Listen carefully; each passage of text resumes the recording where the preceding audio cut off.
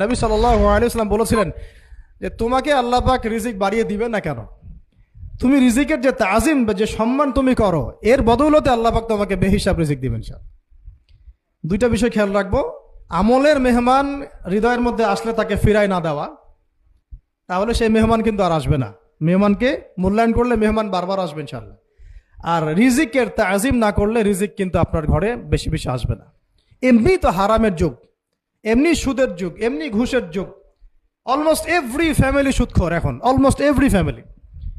মেয়েরা স্পেশালি যারা শাশুড়ি টাইপের, আপনারা মাইন্ড করেন না, তাদের সাইকোলজি যে এতই নিচে নেমে গেছে এখন যে আমার মেয়ে জাহান্নামে যায় যাক, হ্যাঁ আমার মেয়ে জাহান্নামে যায় যাক, সমস্যা নাই, দুনিয়াতে সে যেন ভালো থাকে। এটা কেন বললাম?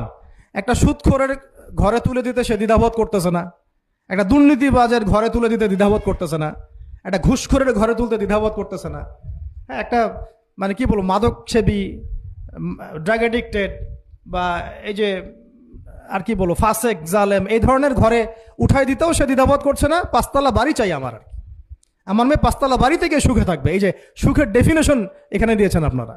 এই জন্য কত হাজার হাজার মেয়ের জীবন নষ্ট করে দিয়েছেন আপনারা। আমার কথা মাইন্ড করে না, হাজার হাজার মেয়ের জীবন মায়েরা নষ্ট করে দিয়েছে শুধুমাত্র মেয়েদের দুনিয়াবি সুখ এর সংজ্ঞাটা বুঝতে ভুল করার কারণে। এর নাম যদি সুখী হইতো তাহলে অমুসলিমরা সুখী না কেন? পশ্চিমারা সুখী না কেন? ওরা আত্মহত্যা করে কেন?